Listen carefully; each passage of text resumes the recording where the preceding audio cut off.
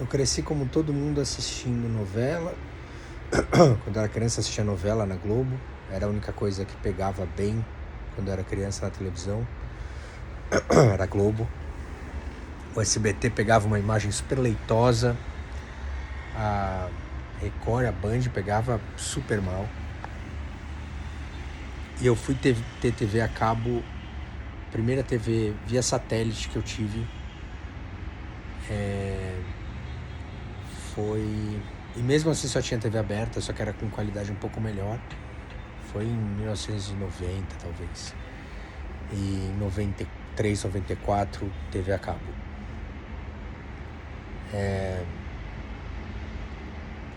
Então eu cresci assistindo desenho, assistindo filme,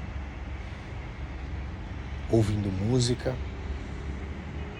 E a partir de uma certa idade se tornou mandatório eu entender que estilo de música que eu ia gostar, que aquilo ia dizer muito sobre mim, por algum motivo. Então eu fiz o que todo moleque de 13, 14 anos, 12, 13, 14 anos faz. Começa a buscar do que vai gostar. E as pessoas viravam assunto de o que você ouve. Uma vez no colegial, um cara que vinha falar comigo só pra puxar, pra ter argumentos pra depois fazer bullying comigo, ele vinha e perguntava: do que você escuta, o que você curte? Aí eu tinha na escola anterior um amigo que era músico e tal. Com 11 anos já era bom. E ele ouvia Guns N' Roses, Faith No More, Nirvana, Pearl Jam, Red Hot, etc. E aí eu falei isso aí e ele deu uma risada. Red Hot, não sei o quê.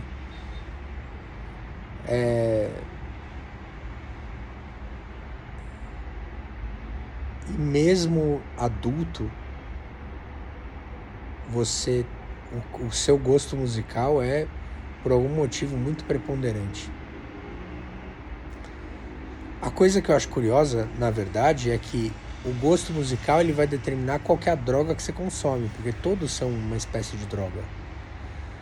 Todos são uma ferramenta de alteração da consciência. Se uma pessoa só escuta sofrência, aquilo vai interferir na personalidade dela, vai interferir nas crenças, valores, no que ela, nas expectativas dela com relação a vida amorosa, família, filhos. Qual vai ser a personalidade dessa pessoa? Se vai ser uma pessoa expansiva, se vai ser uma pessoa retraída, discreta, extravagante. Tudo vai estar encaixado. Quase como se a música fosse uma espécie de programação que uma pessoa absorve, é um programa que ela mesma busca, ela acha que aquilo lá vai suprir aquele vazio dela, que é esperado que ela tenha um gosto musical. Ela vai lá e desenvolve um gosto musical. E eu fui mudando de gosto musical muitas vezes ao longo da vida. Muitas músicas, eu vou ser bem sincero, que eu gostei, que foram minhas músicas favoritas quando eu tinha 26, 27 anos, eu baixei a discografia inteira do Chico Buarque, do Caetano Veloso, do Gilberto Gil, do Djavan, do Cartola, todos os grandes nomes da música brasileira. Num certo momento eu tive quase uma obsessão com o Chico Buarque, eu ouvia tudo do Chico Buarque, sabia todas as letras. Coisa curiosa é que nem todas as músicas dele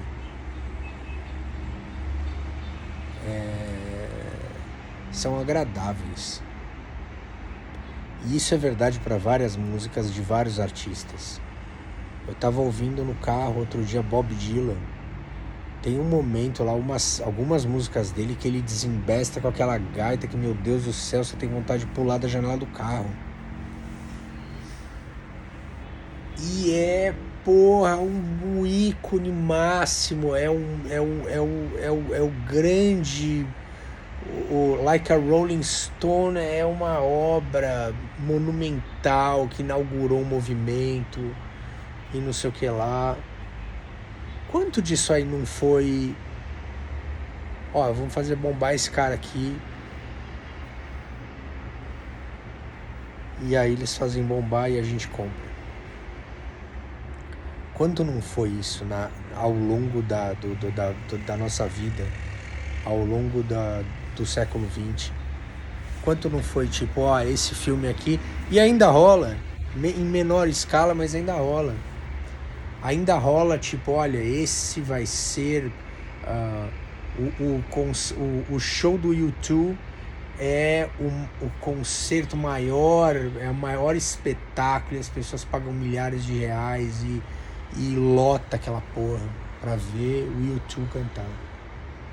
Cara, é uma banda, os caras podiam estar tocando num bar, mas eles vão lá e colocam 40 caminhões de pirotecnias e de efeitos de luz e lasers e painéis e o caralho. Que é isso? Que é isso? Que indústria é essa? Que é tão natural, normal que a gente escute música o tempo inteiro e que ninguém saiba fazer música e que ninguém crie música? E quem cria passa fome, mas de algum jeito tem alguém muito trilhardário que também faz música. E todo mundo que é fudido sonha em ser o trilhardário que... Eu não sei, eu comecei a achar toda forma de arte uma derivação de uma masturbação, de um exibicionismo.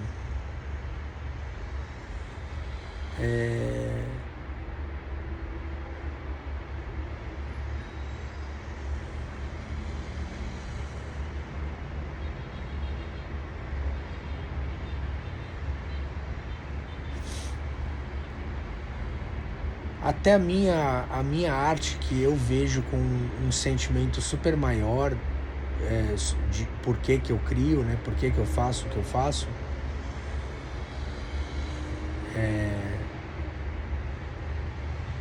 ou aonde eu quero chegar, os passos que eu tô dando, né? A pesquisa e o fato de que fazer é extremamente gratificante, materializar uma ideia muito prazeroso. Mas a arte em si é... Quando você vê banda tocando rock no palco, cara, eles tá dançando e fazendo movimentos fálicos com a guitarra. O que é isso? Não tô falando que isso seja algo que diz que seja natural do ser humano.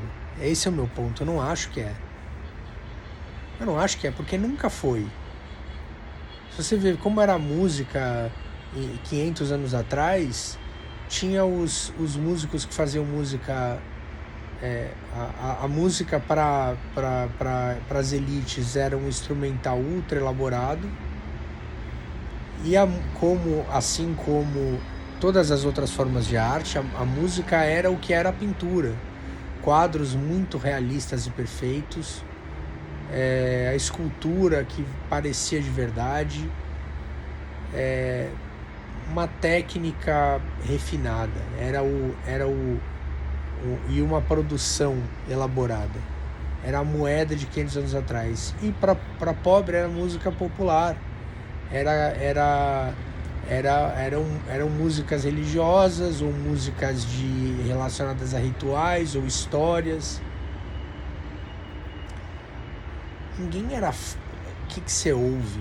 Você chega para um cara de 1500 e fala: o que você ouve? Como assim o que você ouve? Por que isso tem que ser uma carteira de identidade minha? Por que a minha identidade tem que ser dentro do repertório arquetípico da mídia de massa globalizada, americanizada? Por quê? Por que a gente tem essa coisa esse hábito que ninguém nem questiona de consumir ficção. A gente vai lá e liga a televisão para ver uma história que não é verdade. E a gente se acostumou tanto a esse processo de assistir uma história que não é verdade, que ela é feita para parecer verdade, que muita gente não consegue discernir a reação que tem a uma obra ficcional e, portanto, a deformação das próprias da própria consciência quando é uma obra de ficção e quando é uma história real. Parece que é a mesma coisa. E pior ainda, quando você fala de uma ficção que fala das mazelas de um determinado grupo social, ou que faz uma crítica política, ou não sei o quê, ainda você tem que pensar que aquilo ali tem um filtro da interpretação de quem está fazendo, de qual lado aquela pessoa está. Então é pior ainda. Ou é mais perigoso ainda. Mas o meu ponto é, por que a gente acostumou a isso? Todo dia à noite senta e assiste um monte de ficção, um monte de mentira, pessoas e com música, tem essa. A gente não consegue distinguir a ficção da realidade, mesmo a ficção sendo muito diferente da realidade, extremamente diferente da realidade. Qualquer coisa, qualquer relacionamento de filme, qualquer família de filme, qualquer relacionamento profissional de filme são completamente... A imagem que a gente vê é obviamente falsa. Mas aquilo tem um impacto na nossa consciência, independentemente da gente saber o fato isolado de que aquilo é uma obra de ficção. Como se o fato da gente saber que é uma obra de ficção não interferisse no impacto que aquilo lá tem, na deformação da consciência que aquilo pode provocar. Porque é isso. Se você pega uma obra que vai retratar certos fenômenos, vai fazer certos fenômenos se desenrolarem ali, você, na tua consciência, você já visualizou aquele fenômeno existe. Se você coloca num filme só cenas de estupro, aquela cena está gravada na tua cabeça. Você está traumatizado com cenas de estupro, mesmo que você nunca tenha testemunhado um estupro real. E isso vale para tudo.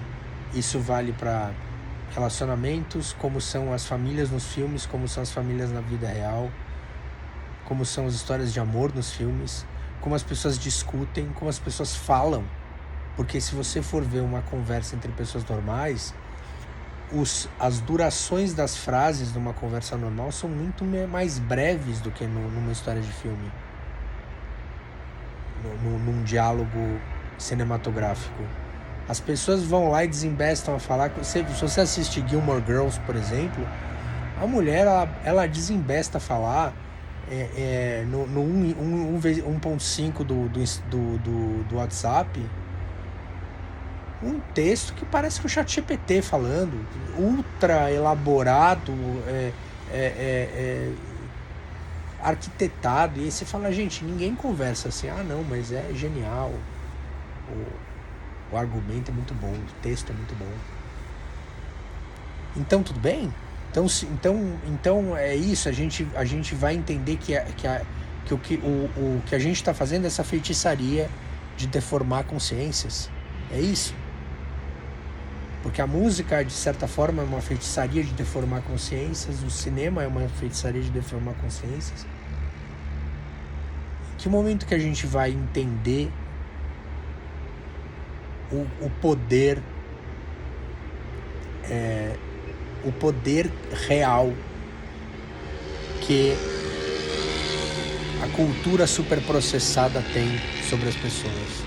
Vamos começar a falar sobre... Não basta falar sobre alimentos superprocessados. Há de se falar em cultura superprocessada. Sabe o que é cultura superprocessada?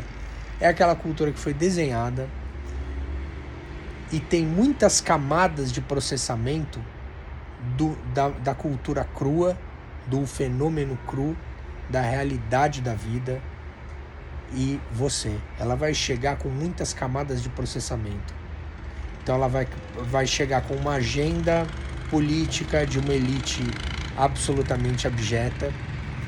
Ela vai chegar com uma scriptização toda feita em cima de leituras de demográficas e coisas que coisas que fazem as pessoas assistirem mais ou menos, que sinceramente nada disso funciona comigo, pelo menos, porque eu ligo no Netflix faz sei lá quanto tempo que eu não assisto nada novo no Netflix, eu acho tudo uma bosta.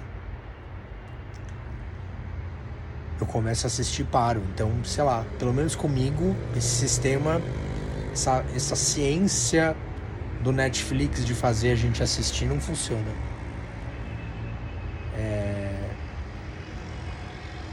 E aí tem essa segunda camada, que é esse savoir-faire desse extrato da população que acha que entende horrores da psique humana, do que o público responde e do que funciona na tela e o caralho, e a gente vê de novo que esses caras só repetem a mesma fórmula e que tudo que eles fazem é uma bosta. Então tem essa camada, e ainda tem uma camada de efeitos especiais, tem uma camada de personalidades de atores que foram sendo construídas ao longo de muitas entrevistas em Jimmy Kimmel e em como chama os outros lá, sei lá como chama os outros, os Conan O'Briens, os David Lettermans, que eu tô falando só os que não tem mais, né? Mas como chama lá o que era do SNL, que tem um programa agora, sei lá, esqueci o nome dele, tá cara esquisita, cara de tartaruga.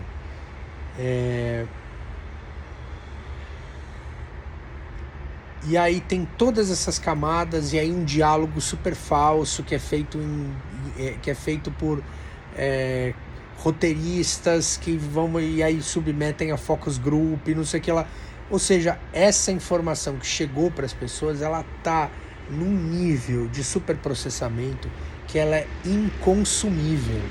Ela é imprópria para o consumo. Ela é absolutamente imprópria para o consumo. Essa é a conclusão do vídeo de hoje, amiguinhos. Evite cultura superprocessada. Falou.